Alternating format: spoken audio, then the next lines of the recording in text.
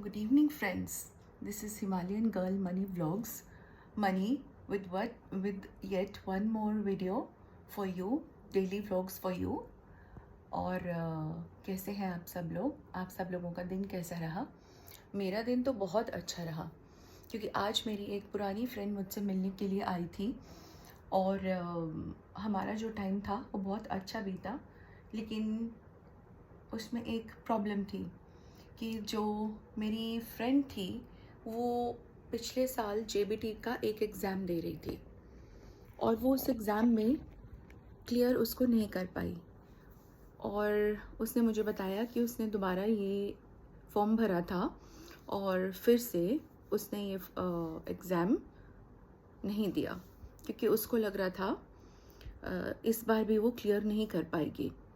और पिछले साल जब उसने फ़र्स्ट अटैम्प्ट लिया तो सिंस उसकी एजुकेशन गवर्नमेंट स्कूल से हुई है तो मैंने उससे उसके कहने पर भी हेल्प किया और मैंने दिल से भी हेल्प किया। उसने मुझे कहा कि मुझे हेल्प कर दो, मुझे इंग्लिश सीखने में, इसके सारे इंग्लिश के ट्रांसलेशंस में, पैराग्राफ राइटिंग में, एसे राइटिंग में, जो कि उसकी जेबीटी के एग्ज़ाम का सिलेबस था, सिलेबस बुक में लिखा था, आप मुझे हेल्प कर दो, एसे, लेटर, पैराग्राफ, तो ये सब उसको हेल्प किए।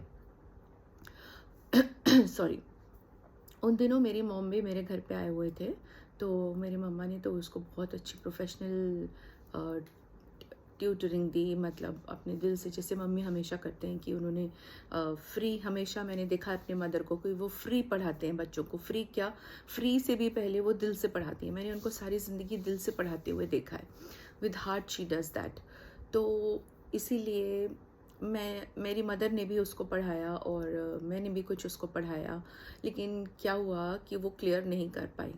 उसने बहुत मेहनत करी, उसने हिंदी के भी बहुत सारा सिलेबस किया, उसमें अनुलोम विलोम पर्यायवाची सब उसने कर डाला, लेकिन वो क्लियर नहीं हुई। तो मेरे कहने का मतलब है कि उसने बहुत सारा सिलेबस बहुत अच्छे से कवर किया और वो क्लियर नहीं कर पाई एग्ज़ाम।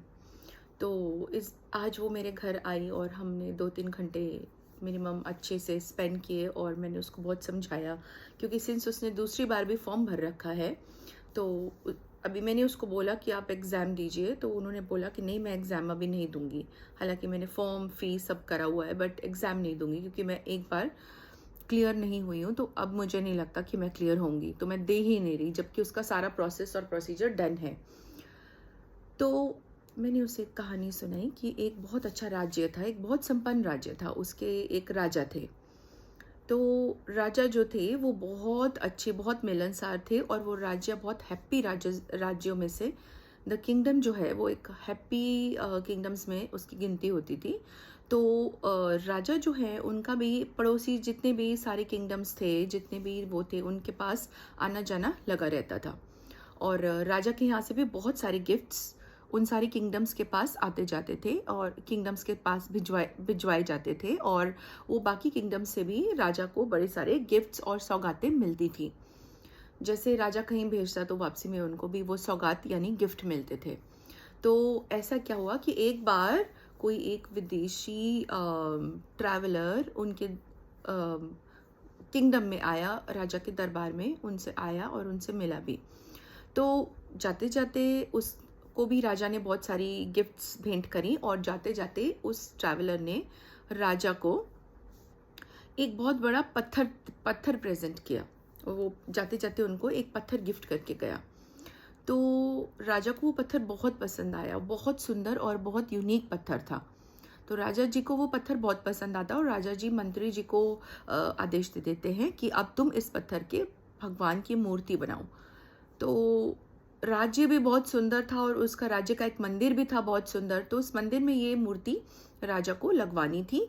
और मंत्री ने भी एक कारीगर के पास गए और मंत्री ने उस कारीगर को बोला कि 2 हफ्ते के अंदर ये मूर्ति आप बना दीजिए, आपको हम बहुत सारा मुंह मांगा गिफ्ट देंगे और आपको 100 स्वर्णिम मुद्राएं, 100 गोल्ड कॉइन्स, 100 सोने की मुद्राएं हम आपको देंगे।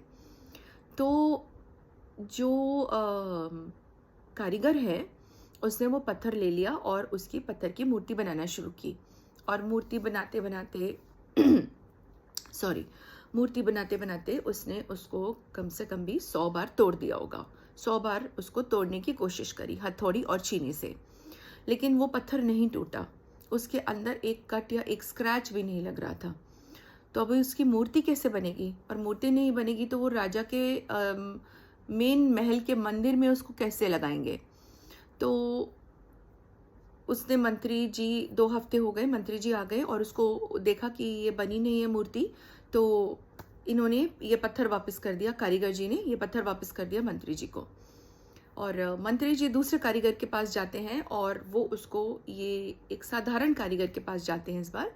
पहले तो उन्होंने बहुत अच्छा, बहुत फेमस कारीगर ढूंढा था, और इस बार वो एक बहुत साधारण कारीगर के पास जाते हैं। और क्या होता है कि वो कारीगर जैसे ही एक हथौड़ी लगाता है, एक हथौड़ी से वार करता है, पत्थर टूट जाता है वहाँ से जहाँ से उसने वार किया होता है, जहाँ से उसने कट लगाने की कोशिश की होती है, वो पत्थर टूट जाता है फर्स्ट गो में ही, इन वन गो। सो वो इतना हैरान होता है कि ये कैसे हो गया।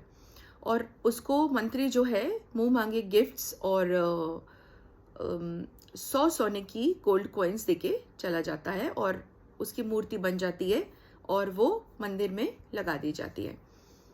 तो वो जाते जाते एक बात सोच रहा था, सोच के चला गया मंत्री, कि अगर ये पिछले वाले कारीगर ने थोड़ी कोशिश और कर ली होती, दूसरे कारीगर को देख के, कि पिछले कारीगर ने अगर थोड़ी कोशिश और कर ली होती तो ये पत्थर टूट गया होता और ये मूर्ति जो है बन गई होती। तो दूसरे कारीगर के बारे में वो ये सोचता रहा, पहले कारीगर के बारे में वो ये सोचता रहा और चला गया। और हुआ क्या, इससे हमें क्या सीख मिली कि हम लोग जो भी काम करते हैं, हम उसके लिए बहुत कोशिश करते हैं और फिर हम उसको छोड़ देते हैं, और फिर कोई और आके वो ये काम कर लेता है। हम अपने गोल्स छोड़ देते हैं, हम अपने एस्पिरेशंस छोड़ देते हैं, हम अपने एम्बिशंस छोड़ देते हैं, हम सब कुछ छोड़ देते हैं, बिकॉज हमें लगता है हमने बहुत कोशिश कर ली, अब ये नहीं होगा, अब ये मेरे बस की बात नहीं है, अब ये मुझसे नहीं होगा, ये करियर मेरे लिए नहीं था, this career was not for me, this line was not for me, this painting was not for me, this drawing was not for me, और may be stitching is not for मी।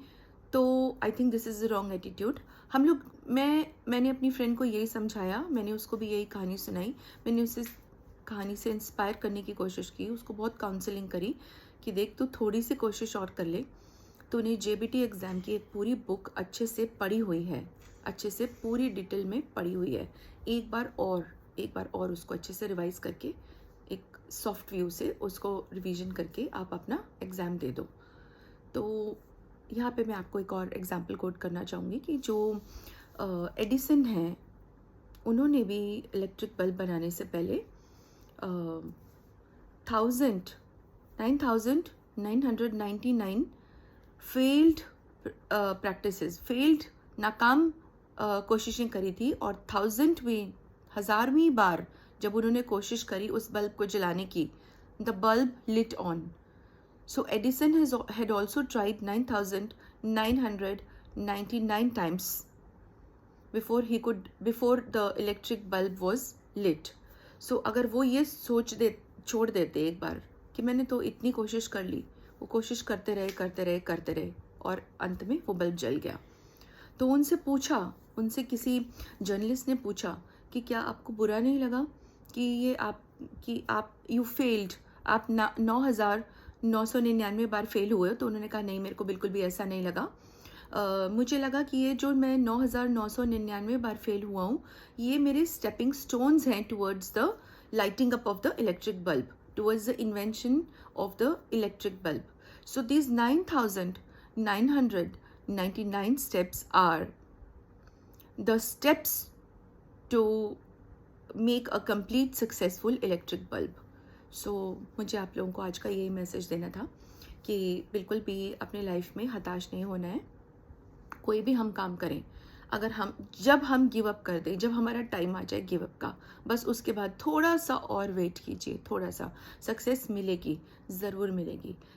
हम सबका time होता है success का, किसी को थोड़ी देर में मिलती है, किसी को बहुत लंबी देर के बाद जाके मिलती है, बट मिलती ज़रूर है। सो हमें होप नहीं छोड़नी है, हमें बिल्कुल भी कोशिश नहीं छोड़नी है।